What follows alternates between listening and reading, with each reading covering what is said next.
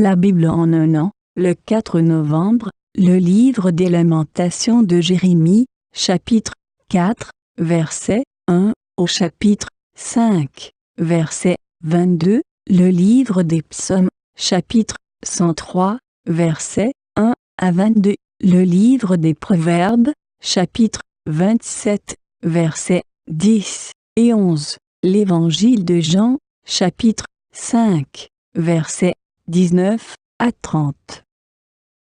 Lamentations, chapitre 4. Et quoi?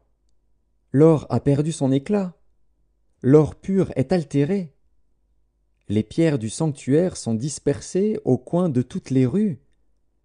Les nobles fils de Sion, estimés à l'égal de l'or pur, sont regardés, hélas, comme des vases de terre, ouvrage des mains du potier. Les chacals même présentent la mamelle et allaitent leurs petits. Mais la fille de mon peuple est devenue cruelle, comme les autruches du désert. La langue du nourrisson s'attache à son palais, desséché par la soif. Les enfants demandent du pain, et personne ne leur en donne. Ceux qui se nourrissaient de mets délicats périssent dans les rues. Ceux qui étaient élevés dans la pourpre embrassent les fumiers. Le châtiment de la fille de mon peuple est plus grand que celui de Sodome, détruite en un instant, sans que personne ait porté la main sur elle. Ces princes étaient plus éclatants que la neige, plus blancs que le lait. Ils avaient le teint plus vermeil que le corail. Leur figure était comme le saphir. Leur aspect plus sombre que le noir. On ne les reconnaît pas dans les rues. Ils ont la peau collée sur les os, sèche comme du bois. Ceux qui périssent par l'épée sont plus heureux que ceux qui périssent par la faim, qui tombent exténués, privés du fruit des champs. Les femmes, malgré leur tendresse, font cuire leurs enfants. Ils leur servent de nourriture, au milieu du désastre de la fille de mon peuple. L'Éternel a épuisé sa fureur, il a répandu son ardente colère. Il a allumé dans Sion un feu qui en dévore les fondements. Les rois de la terre n'auraient pas cru, aucun des habitants du monde n'aurait cru que l'adversaire, que l'ennemi entrerait dans les portes de Jérusalem. Voilà le fruit des péchés de ses prophètes, des iniquités de ses sacrificateurs, qui ont répandu dans son sein le sang des justes. Ils erraient en aveugles dans les rues, souillés de sang. On ne pouvait toucher leurs vêtements. « Éloignez-vous, impurs !» leur criait-on. « Éloignez-vous, éloignez-vous, ne nous touchez pas !» Ils sont en fuite, ils errent çà et là. On dit parmi les nations, ils n'auront plus leur demeure. L'Éternel les a dispersés dans sa colère. Il ne tourne plus les regards vers eux. On n'a eu ni respect pour les sacrificateurs, ni pitié pour les vieillards. Nos yeux se consumaient encore, et nous attendions vainement du secours. Nos regards se portaient avec espérance vers une nation qui ne nous a pas délivrés. On épiait nos pas pour nous empêcher d'aller sur nos places. Notre fin s'approchait. Nos jours étaient accomplis. Notre fin est arrivée. Nos persécuteurs étaient plus légers que les aigles du ciel. Ils nous ont poursuivis sur les montagnes. Ils nous ont dressé des embûches dans le désert. Celui qui nous faisait respirer, loin de l'Éternel, a été pris dans leur fosse. Lui de qui nous disions, nous vivrons sous son ombre parmi les nations. Réjouis-toi, tressaille d'allégresse, fille d'Édom, habitante du pays d'Utz. Vers toi aussi passera la coupe. Tu t'enivreras, et tu seras mise à nu. Fille de Sion, ton iniquité est expiée. Il ne t'enverra plus en captivité. Fille d'Édom, il châtiera ton iniquité. Il mettra tes péchés à découvert. Lamentations, chapitre 5. Souviens-toi, Éternel, de ce qui nous est arrivé. Regarde, vois notre opprobre. Notre héritage a passé à des étrangers, nos maisons à des inconnus. Nous sommes orphelins, sans père. Nos mères sont comme des veuves. Nous buvons notre eau à prix d'argent, nous payons notre bois. Nous sommes poursuivis, le joug sur le cou. nous sommes épuisés, nous n'avons point de repos. Nous avons tendu la main vers l'Égypte, vers l'Assyrie, pour nous rassasier de pain.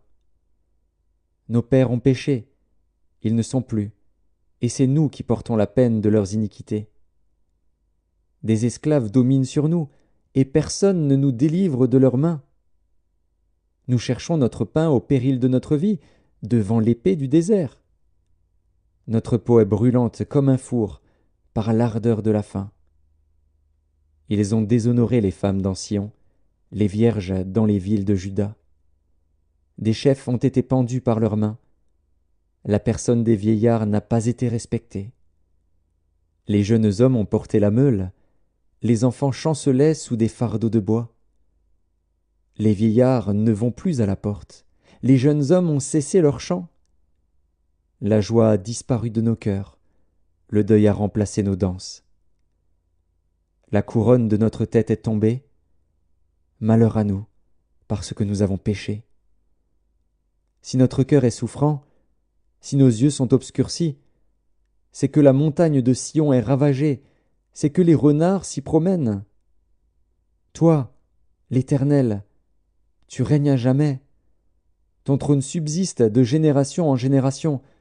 Pourquoi nous oublierais-tu pour toujours, nous abandonnerais-tu pour de longues années? Fais-nous revenir vers toi, ô Éternel, et nous reviendrons. Donne-nous encore des jours comme ceux d'autrefois. Nous aurais-tu entièrement rejetés, et t'irriterais-tu contre nous jusqu'à l'excès? Psaume 103 de David. Mon âme bénit l'Éternel, que tout ce qui est en moi bénisse son saint nom. Mon âme bénit l'Éternel, et n'oublie aucun de ses bienfaits. C'est lui qui pardonne toutes tes iniquités, qui guérit toutes tes maladies.